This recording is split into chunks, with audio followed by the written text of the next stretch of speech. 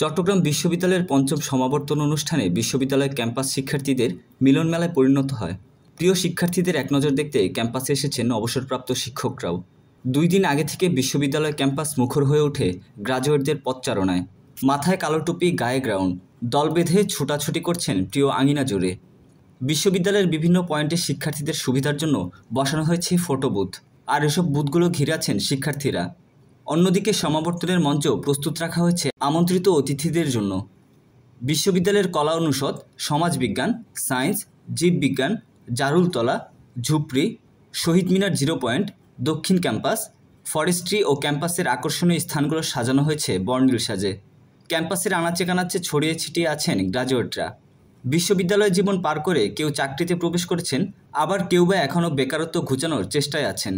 তবে সমাবর্তনের অনুষ্ঠানে চাকরি বা বেকারত্ব কোনো কিছুরই যেন ছাপ নেই। সবাই মেতেছেন আনন্দে উল্লাসে। সমাবর্তন উপলক্ষে ক্যাম্পাসে ঠাঁই পেয়েছে জুলাইয়ের শহীদেরাও। তারা আছেন গ্রাফিতির প্রতিটি তুলির আঁচড়ে, ফেস্টুনের প্রতিটি বাক্যে, মানুষের কণ্ঠে উচ্চারিত প্রতিটি স্মৃতিতে। তারা হলেন ইতিহাস বিভাগের 2 শহীদ শিক্ষার্থী ফরহাদ হোসেন ও হৃদয় তরুয়া। তাদের সঙ্গে আছেন চট্টগ্রামের প্রথম শহীদ ওয়াসিম এবং জুলাই আন্দোলনের প্রথম শহীদ আবু সাঈদ। সমাবর্তনে অংশ নিচ্ছেন 2011 সাল থেকে 2023 সাল পর্যন্ত 9টি অনুষদের 22,586 শিক্ষার্থী। এর মধ্যে 42 জনকে পিএইচডি ও 33 জনকে এমফিল ডিগ্রি দেওয়া হবে। এছাড়াও ডক্টর ইউনুসকে ডি.লিট ডিগ্রি প্রদান করা হবে। দীর্ঘ 18 বছর পর নিজ ক্যাম্পাসে আসছেন প্রধান উপদেষ্টা।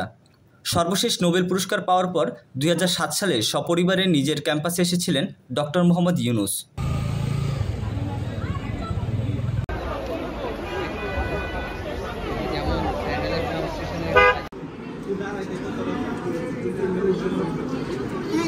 আমরা যে ধরনের বিশ্ব গড়তে চাই সে বিশ্ব গড়ার ক্ষমতা আমাদের আছে, সকল মানুষেরই আছে। কিন্তু আমরা গতবাঁধা পথে চলে যাই বলে আর নতুন পৃথিবীর কথা আমরা চিন্তা করি না। এই বিশ্ববিদ্যালয়ের জন্য সবসময় এটা স্মরণ রেখে তার পাঠদান কর্মসূচি, তার গবেষণা কর্মসূচি, শিক্ষকদের এবং ছাত্রদের জন্য যে চালু রাখে যে আমরা শুধু খণ্ডিত বিষয়ে গবেষণা করার জন্য